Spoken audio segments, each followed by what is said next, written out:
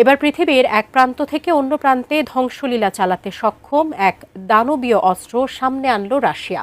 পশ্চিমা প্রতিরক্ষা ব্যবস্থাকে বৃদ্ধাঙ্গুলি দেখিয়ে ভ্লাদিমির পুতিন এবার উন্মোচন করছেন বিশ্বের সবথেকে শক্তিশালী পারমাণবিক ক্ষেপণাস্ত্র, যা যুক্তরাষ্ট্রের মতো শক্তিশালী দেশে আঘাতেও সক্ষম।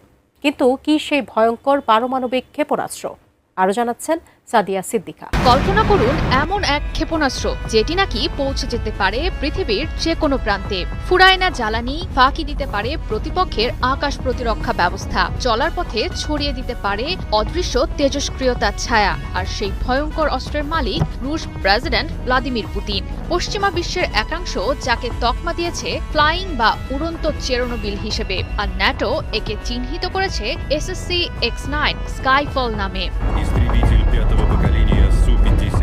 নানা জল্পনা কল্পনার পর এবার বুরেভেস্টনিক নামক ক্ষেপণাস্ত্র সামনে আনল রাশিয়া। চালিয়েছে সফল পরীক্ষা। উদ্দেশ্য দীর্ঘদিনের প্রতিপক্ষ আমেরিকা সহ অন্যান্য প্রতিদ্বন্দ্বীদের মনে কাঁপন ধরিয়ে দেয়া। আর তাতে সফলও হয়েছে দেশটি। ইতোমধ্যেই পারমাণবিক ক্ষেপণাস্ত্রটি নিয়ে তৈরি হয়েছে নানা প্রশ্ন। অনেকেই বলছেন, তাহলে কি অপ্রতিরোধ্য সুপার মিসাইল পেয়ে গেছে রাশিয়া?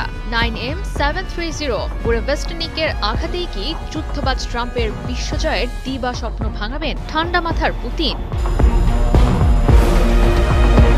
মূলত রুশ ভাষায় বুরেভেস্টনিক শব্দের অর্থ ঝড়ের বার্তাবাহক। নামের মতোই ক্ষেপণাস্ত্রটি যেন দিচ্ছে কোনো শক্তিশালী আর অপ্রতিরোধ্য আগাম ঝড়ের আভাস। রুশ প্রেসিডেন্ট ভ্লাদিমির পুতিন 2018 সালে প্রথম প্রকাশ্যে অস্ত্রটির ঘোষণা দেন।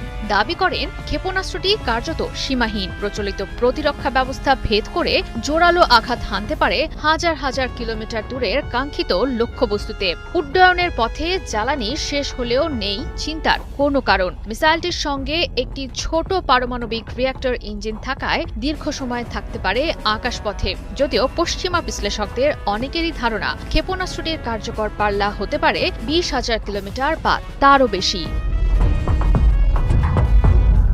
ক্ষেপণাস্ত্রটির প্রকৃত নকশা এখনও গোপন রেখেছে রাশিয়া। তবে যুক্তরাষ্ট্রের ম্যাসাচুসেটস ইনস্টিটিউট অফ টেকনোলজির সঙ্গে সংশ্লিষ্ট কিছু গবেষক এবং পশ্চিমা বিশ্লেষকদের ধারণা, মিসাইলটিতে নিউক্লিয়ার র্যামজেট ধরনের প্রযুক্তি ব্যবহার করা হতে পারে। আর এমনটা হলে ইঞ্জিনে প্রবেশ করা বাতাস সরাসরি অত্যন্ত উত্তপ্ত পারমাণবিক রিঅ্যাক্টরের ভেতর দিয়ে প্রবাহিত হয়ে বাইরে বের হবে। এই প্রক্রিয়ায় সম্ভাবনা আছে বাতাসে তেজস্ক্রিয় কণা নির্গত হওয়ার। আর এই উদ্বেগই তাদেরকে মনে করিয়ে দিচ্ছে দীর্ঘ 4 দশক আগের চেরনোবিল দুর্ঘটনার কথা। রুশ ক্ষেপণাস্ত্রটিকে তাই রীতিমতো ফ্লাইং চেরনোবিল আখ্যা দিচ্ছেন, কেননা ক্ষেপণাস্ত্রটি কোনো দুর্ঘটনার সম্মুখীন হলে বা এর রিঅ্যাক্টর ক্ষতিগ্রস্ত হলে আছে তেজস্ক্রিয় দূষণের ঝুঁকি।